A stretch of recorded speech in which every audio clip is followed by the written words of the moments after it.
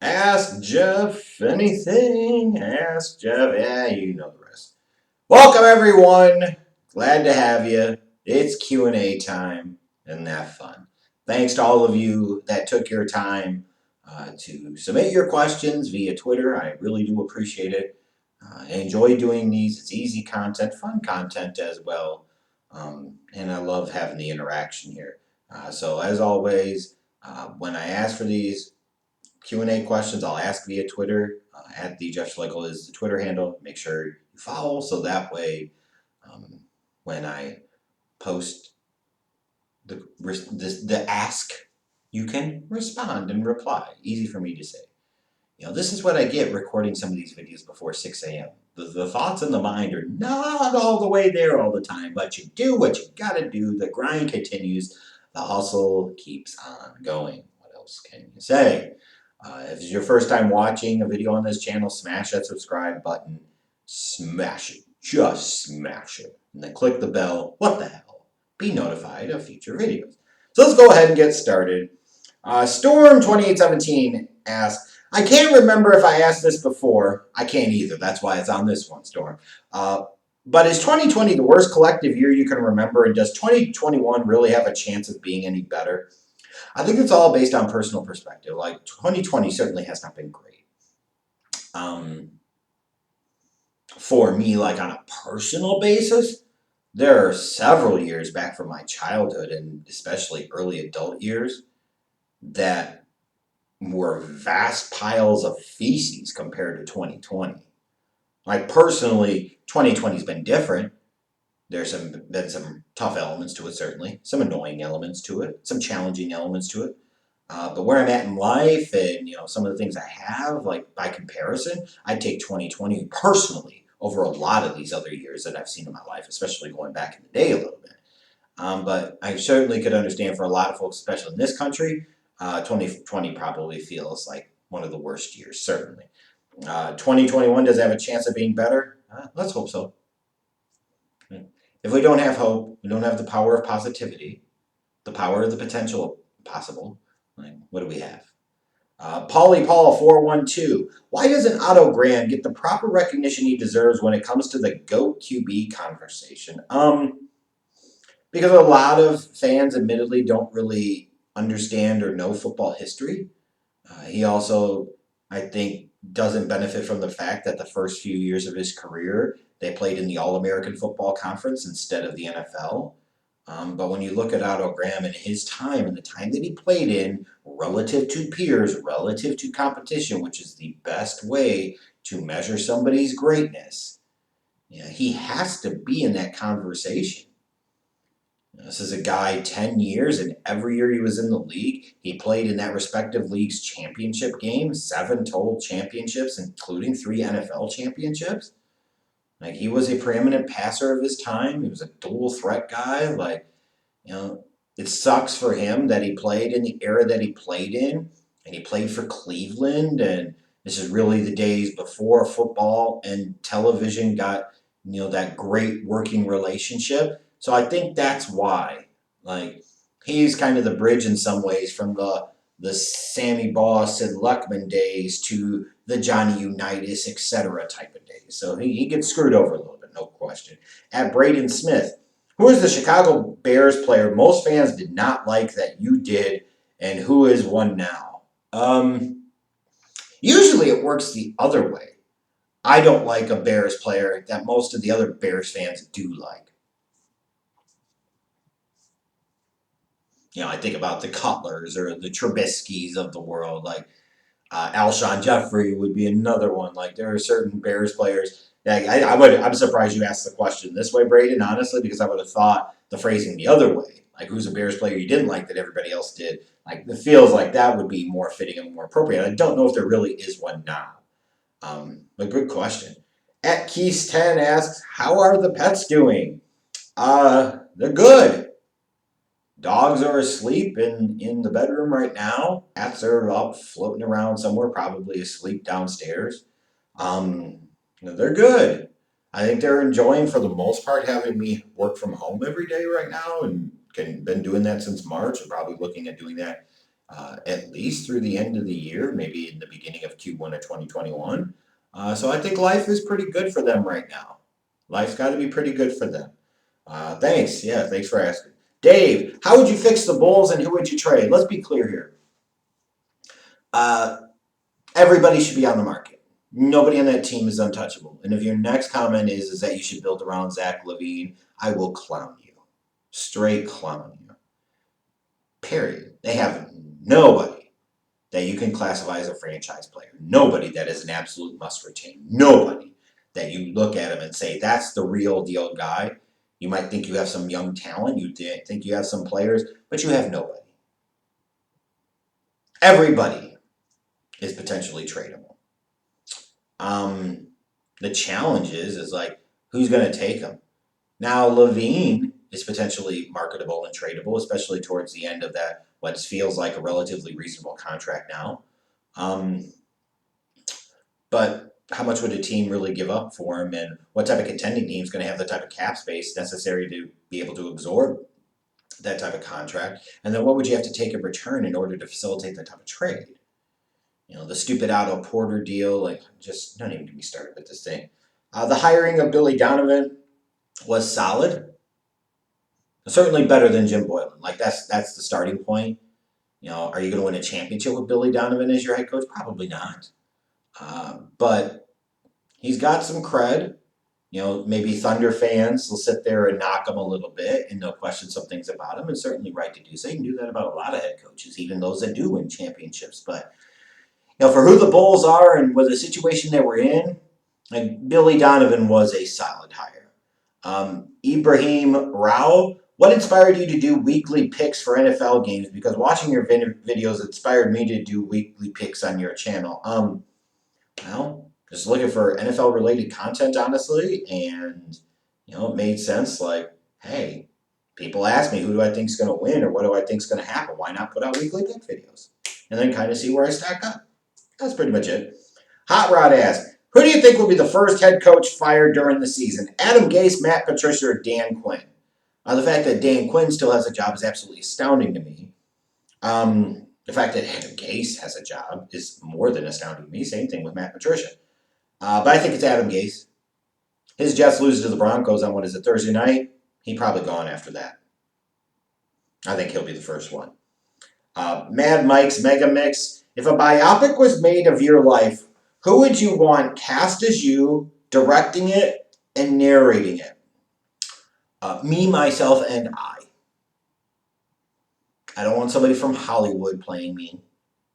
Now, perhaps you'd say, well, what happens talking about younger Jeff? You probably got a point there.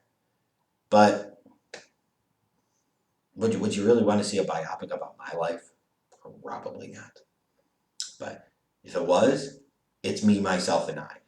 I'm cast in the lead role, I'm directing it, and I'm narrating it. You're getting Jeff left, right, and straight up your keister. Period.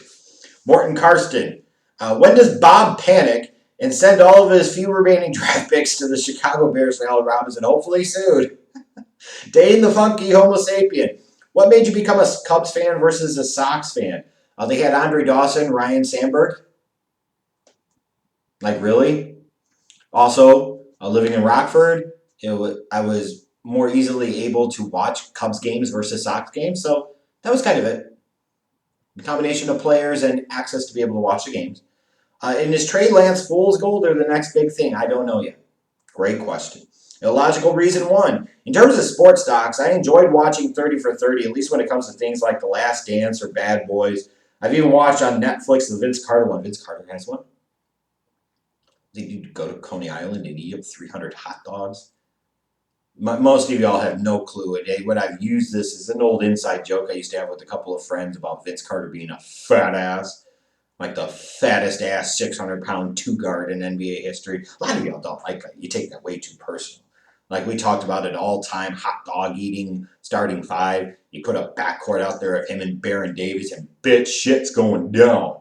But you know, y'all take that too personal. Can't have any fun on YouTube. Do you have any sports docs you enjoy watching most aside from The Last Dance? I enjoyed the Lance Armstrong one they did recently. I enjoyed the Sosa McGuire one too. I didn't go into that though expecting it to be something that it wasn't gonna be.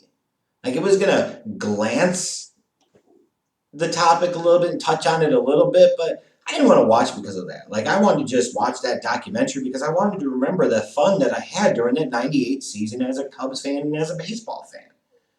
Um, so some of those docs, if I go back a little bit, I remember watching the ones about the U. I enjoyed those quite a bit. So certainly have all the Jordan documentaries from his career. So I enjoy watching those. No, I think those are some of the ones I can think of. Jolba23. What are your early thoughts on the Bears 2020 draft class, specifically Jalen Johnson and Darnell Mooney? Those are probably for sure the two keepers right now. Jalen Johnson is a starting level corner in the league, and that doesn't surprise me that much. Like I thought he was a really good draft pick from Ryan Pace in the Bears scouting department. No question. Wish they would have taken Antoine Winfield instead of Cole Kmet at 43 because man, could you imagine Johnson and Winfield in that secondary, along with Eddie Jackson and Kyle Fuller? That's some scary stuff. Um, Darnell Mooney, like getting him in the fifth round. Look, at that point in time, you gamble on something like speed, and Mooney has speed. And if he has a real quarterback, you might be surprised pleasantly what you could actually get out of him. Like, might be a better version of Johnny Knox, going back a little bit in time. So those two guys, liking what I see so far. And that's not necessarily ever been the issue with Pace, is that he can't find guys like in the middle and later parts of the draft. He does. The problem is the marquee picks he usually screws up. That's the problem. Lachie00, who are some average players in the NFL that might get some Hall of Fame hype after they're retired, like Julian Edelman or Ndamukong Suh. I don't think anybody's going to look Suh as a Hall of Famer. I thought he should have been a Hall of Fame type of player, but I don't think they're going to look at him like that. But man, the Julian Edelman one just screams out to me, you are right. This is like big shot Bob Robert Ory stuff. Just because the dude's played in a lot of playoff games and enjoyed some success in playoff games and even some clutch moments in a playoff games does not make him a Hall of Famer. Like, full stop. Just stop. Like, dude has what, even 2 or 3,000 yard receiving seasons in his career? Just full stop. Not every goddamn player should be in the Hall of Fame. Not every good NFL player is worthy of being in the Hall of Fame. You start inducting bums like Julian Edelman, and I don't mean to call him a bum as if he's a bad player, because he certainly is not, but related to Hall of Famers, like he's a bum by comparison. Like that's the type of crap that needs to full stop now. Joseph Moran, what do you think about Bam Adebayo? Perfect example of when you talk about the NBA draft, you just don't know. Because here was a guy who was taken, late lottery? I liked him a little bit coming out of college, but he certainly has developed. And that's where the draft can become a crapshoot, especially the NBA draft. You said you think he's the next great big man. Very well might be. And then you asked a question. I'm a black 16-year-old who looks white, and I don't know why people like me get enough attention on the racism done to mixed people who look white. What do you think?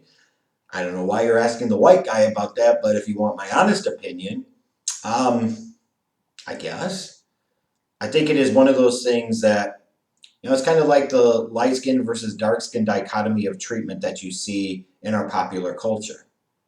If Beyonce was darker, she wouldn't get half the attention. I promise you. Like, you could put money on that. Ain't no way in hell. If Halle Berry was darker, she wouldn't have gotten half the attention she did. If Tyra Banks was darker, she wouldn't have gotten half the attention she did.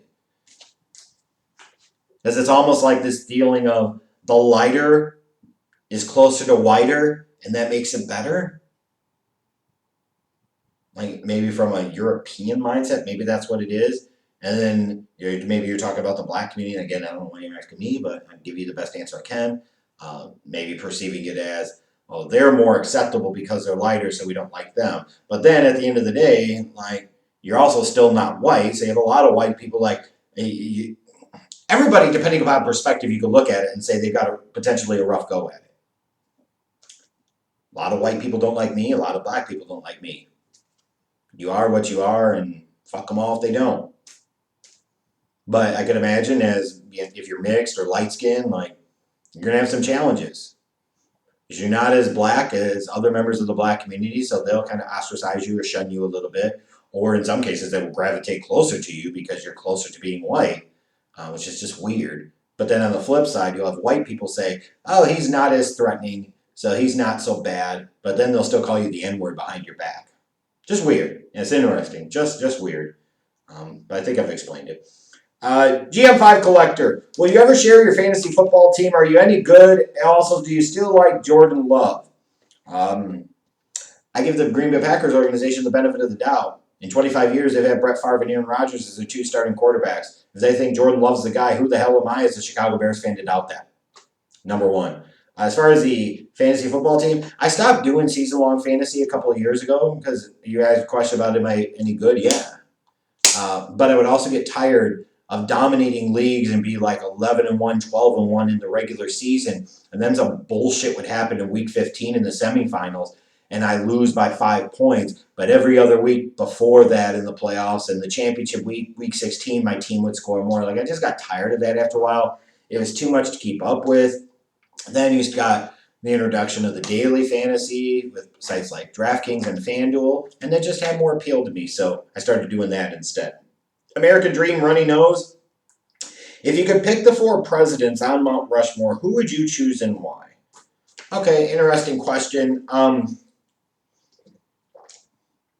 You have to do a couple of things to humor me here.